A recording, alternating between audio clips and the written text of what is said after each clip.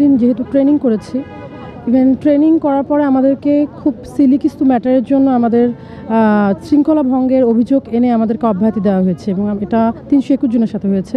তো আমরা চাই এটা একেবারেই অমানবিক। আপনারা বুঝতেই পারছেন, সারদা এত একটা স্ট্রিক্ট জায়গা যেখানে আমরা সামান্য একটু ঘাড় ফেরালেই আমাদের সেটা নজরবন্দি হয়ে যায়, আমরা সাথে সাথে আমাদের বিচার হয়, সাথে সাথে আমাদের শাস্তি প্রদানের ব্যবস্থা আছে।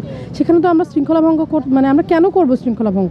এটা তো খুবই মানে হাস্যকর একটা বিষয়। আর যদি আমরা করেও থাকি সেটার জন্য ব্যবস্থা আছে, সেখানে আমাদের নানা ধরনের পানিশমেন্ট দেওয়া হয়। কিন্তু অব্যাহতি দেওয়ার মতো এত বড় একটা ডিসিশন তারা কীভাবে নেয় কর্তৃপক্ষ, আমরা আসলে এটা বুঝে আসে না।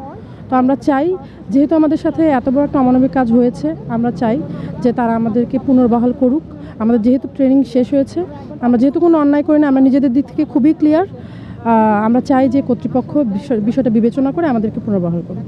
গতকাল আমাদের প্রথম মানববন্ধন বা কর্মসূচি ছিল, সেখানে আমাদের মাননীয় স্বরাষ্ট্র উপদেষ্টার সাথে দেখা করার কথা বলে 5 জন প্রতিনিধি আমরা পাঠাই, কিন্তু বিকাল 5টা পর্যন্ত তারা দেখা করে নাই।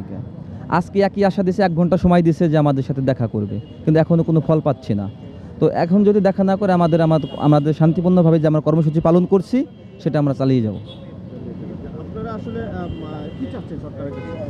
না, সরকারের কাছে তো আসলে চাওয়া বা দাবি বলতে কিছু নাই, আমাদের অধিকার। আমরা যে এতগুলো ধাপ পার করে আমাদের মেধার যোগ্যতায় আমরা বাংলাদেশ পুলিশের 40তম এসআইতে পুলিশে বাংলাদেশ সারদাতে প্রশিক্ষণে যোগদান করি।